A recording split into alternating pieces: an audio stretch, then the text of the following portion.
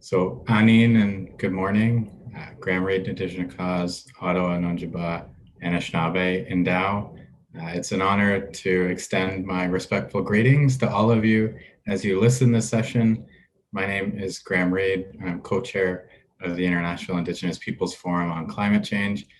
And I want to start this conversation with just extending my heartfelt thoughts and prayers to all of you as we navigate these multiple crises, whether climate or biodiversity, the health crisis, and many other crises that are compounding and multiplying for our nations across the globe.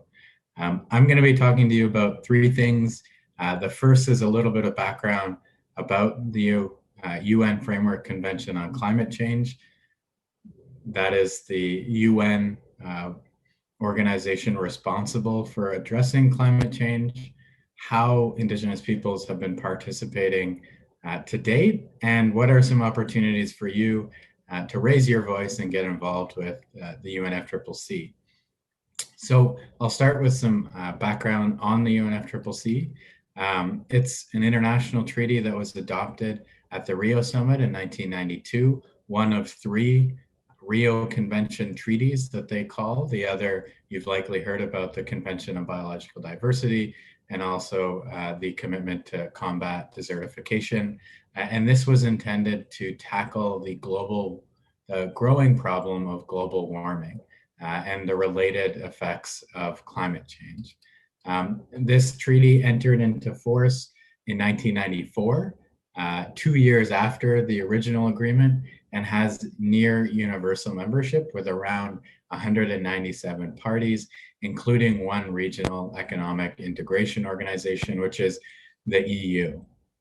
The component of the UN Framework Convention on Climate Change that likely many of you know more intimately is what's called the Paris Agreement.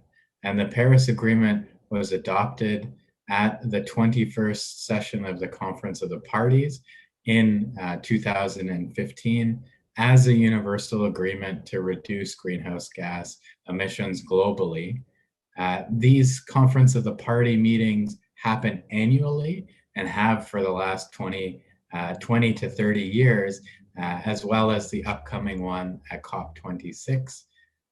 The Paris Agreement itself was ratified and entered into force around November 2017 or 2016, apologies, when around 55% of world global emissions entered into the treaty.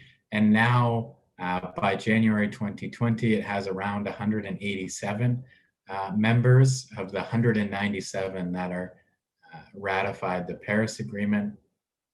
The major change associated with the Paris Agreement was the move towards these things called nationally determined contributions, which are essentially voluntary commitments that parties communicate to all other parties and to the UNFCCC, the acronym of the UN Framework Convention on Climate Change, to discuss their strategies to reduce greenhouse gas emissions. The agreement itself, you may have heard, was committed to limiting global warming well below 2 degrees, and preferably around 1.5 degrees. And these degree targets are really important for the section I'll chat about in a second around Indigenous peoples' participation within the UNFCCC.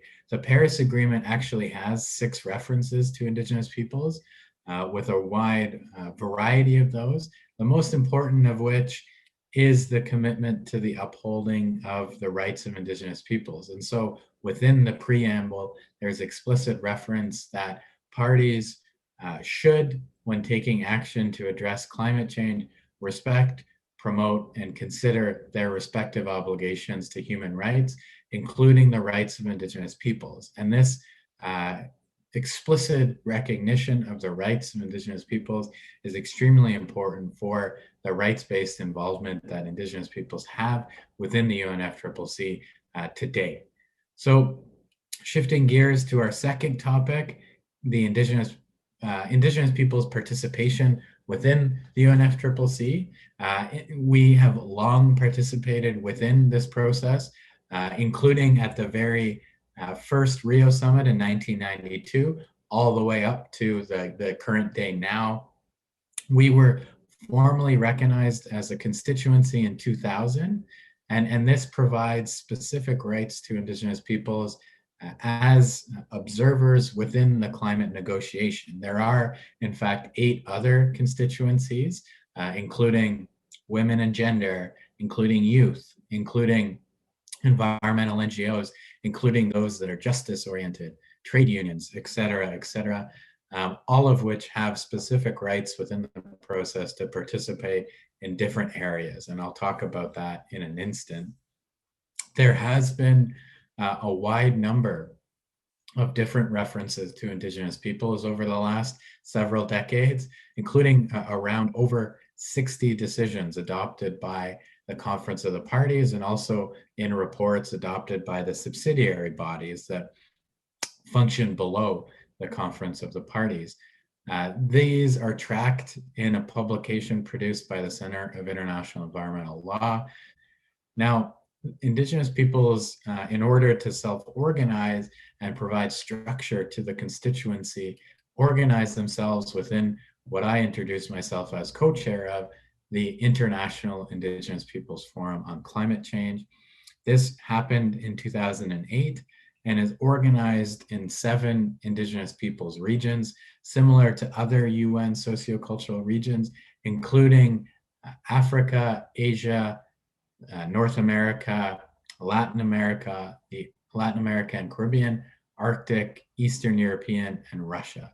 And our role during the events and now in between events is to help coordinate those Indigenous peoples that are attending the UNFCCC, as well as those who are interested in attending or participating, to discuss priorities, negotiate items where possible, hold side events. We've had pavilions over the course of the last several years, highlighting Indigenous initiatives from around the globe. We also take care, and while acknowledging the unity and similar struggles that Indigenous peoples face around the globe, also make sure that we uphold the foundational principle of the right to self-determination, which means that individual Indigenous peoples and organizations and nations have the ability to express themselves at the subnational level, the national level, and as well as that international level. And so honoring that voice and those perspectives is an important role that we consider as a constituency, and as Indigenous peoples are now recorded as around 400 million around the globe. A lot of our work centers around 4 key messages that are similar to other efforts that Indigenous peoples have in other UN bodies. First, the recognition and advancement of the knowledge systems of Indigenous peoples, their innovations, their sciences, recognizing that they have distinct contributions to global efforts to mitigate and adapt, ensuring full and effective Indigenous peoples' participation according to their regions, and making sure that we have the ability to support regional Indigenous organizations to participate, the importance of upholding the protection of the rights of Indigenous peoples with all activities associated under the Paris Agreement and more broadly under the UN Framework Convention on Climate Change, and finally to enable concrete action. And that includes achieving the 1.5 degree target as well as the 2 degree target. In Paris, Indigenous representatives were advocating actually for a 1 degree target, which is an important consideration for the work that we're doing now. Now, you've heard a little bit of the UNFCCC, what's it about, how Indigenous peoples have been participating to date, and now what are the opportunities for you to participate in this process, protecting our lands, waters, and territories. And so first, just an important recognition that to participate in the formal UNFCCC process, including, as I mentioned, the Conference of the Parties, part of the process is to seek and receive accreditation. So there are many Indigenous organizations that are accredited, and we can help support that process as the International Indigenous Peoples Forum on Climate Change and the Indigenous Peoples constituency. And that accreditation is important because at the Conference of the Parties, there are zones, including what they refer to as the blue zone, where negotiations happen. And those negotiations happen either in plenary in that large room or in what they refer to as contact groups, which is just smaller rooms on specific agenda items. Both of those processes are negotiations between states, and Indigenous peoples as observers can attend and communicate in the hallways to different party negotiators, but unfortunately, our position as nations has not yet been recognized. There are other opportunities for your participation within that process as observers. The first, the Indigenous Peoples constituency is always offered the ability to participate in an opening and closing statements at each plenary, whether the Conference of the Parties or the different subsidiary bodies. There are opportunities to participate in open stakeholder constituency briefings. We, as the Indigenous Peoples constituency, hold regular media briefings. We also amplify different regional Indigenous organizations and the media briefings that they might hold, as well as other ad hoc opportunities, including, for example, holding actions within the venue itself. There are also an increasing number of formal opportunities for our participation in the process, including through the establishment of what they call the Local Communities and Indigenous Peoples Platform. Now, after several years of work, this was an output of the leadership and efforts of Indigenous peoples around the globe that essentially created the first ever constituted body, which has equal representation between party and what they refer to as non-parties, which are Indigenous peoples representatives self-selected by the appropriate regional process. And so we have 7 Indigenous representatives sitting on that body, including an Indigenous co-chair and a state co-chair that helped drive the work of the platform. And part of that work is guided by a work plan that was the first work plan that was co-developed between Indigenous peoples and state representatives. And this had identified 13 different activities of action, including global gathering, including capacity building workshops on Indigenous knowledge, including understanding the environment around funding opportunities for Indigenous peoples' participation, and perhaps most importantly, providing direct recommendations into the subsidiary body and ultimately to the Conference of the Parties. This platform and its work streams under the work plan are up for review in Glasgow at COP26, offering another important opportunity to further strengthen the Indigenous people's voice within the formal space. Now, I'd be remiss not to mention that, there are limits to the ability and expression of Indigenous peoples within a UN body, just like other UN organizations that I'm sure you've heard about in this process. That is that our voices are not represented at the negotiation table.